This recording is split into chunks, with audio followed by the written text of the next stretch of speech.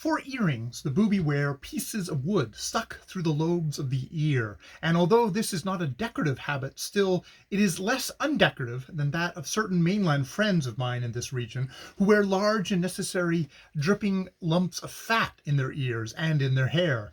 His neck is hung round with jujus on string, bits of the backbone of pythons, teeth, feathers, and antelope horns, and occasionally a bit of fat in a bag.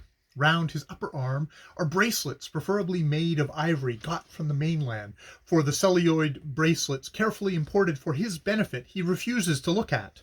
Often these bracelets are made of beads or a circlet of leaves, and when on the warpath an armlet of twisted grass is always worn by the men. Men and women alike wear armlets, and in the case of the women, they seem to be put on when young, for you see puffs of flesh growing out from between them. They are not entirely for decoration, serving also as pockets, for under them men stick a knife and women a tobacco pipe, a well-colored clay.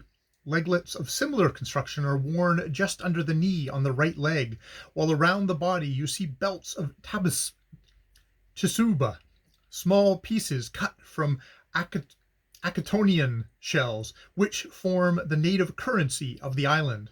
These shells are also made into veils worn by the women at their wedding. This native coinage equivalent is very interesting, for such things are exceedingly rare in West Africa. The only other instance I personally know of a tribe in this part of the world using a native-made coin is that of the Fans, who use little bundles of imitation axe heads.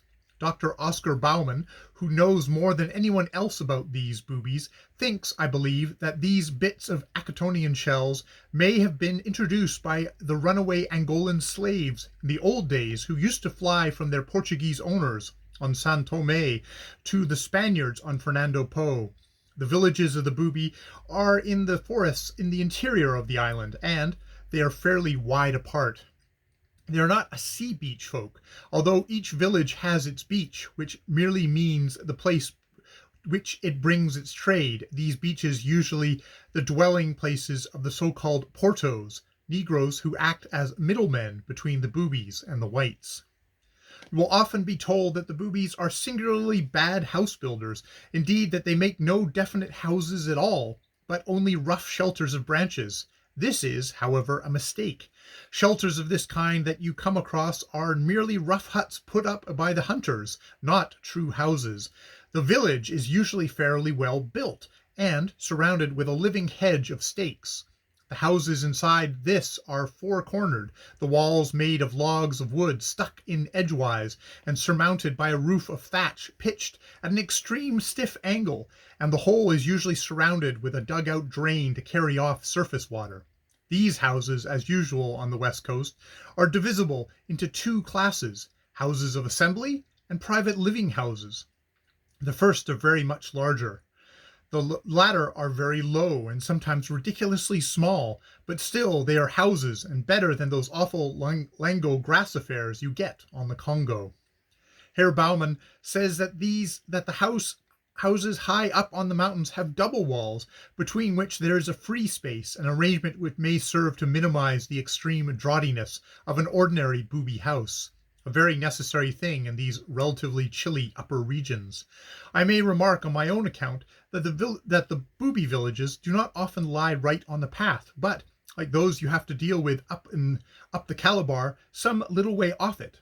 This is no doubt for the purpose of concealing their whereabouts from strangers, and it does successfully too, for many a merry hour have I spent dodging up and down a path, trying to make out at what particular point it was advisable to dive into the forest thicket to reach a village.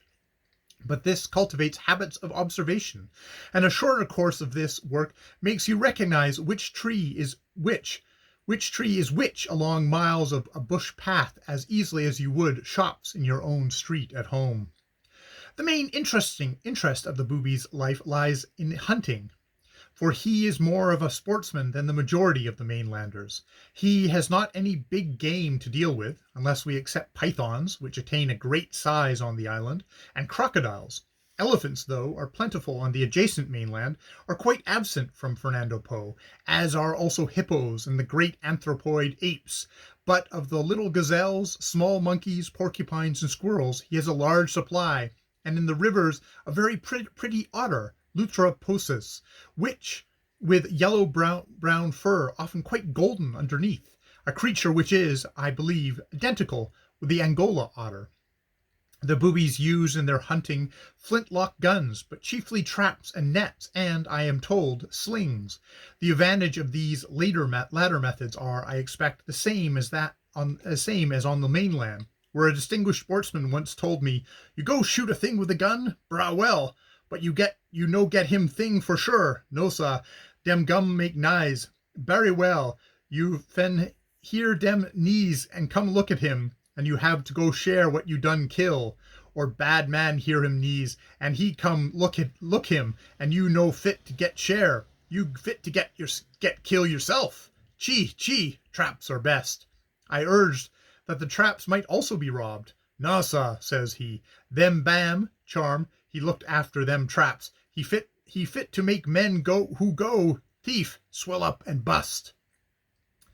The boobies also fish, mostly by basket traps, but they are not experts either in this or in canoe management. Their chief seashore sport is hunting for the eggs of the turtles who lay in the sand from August to October.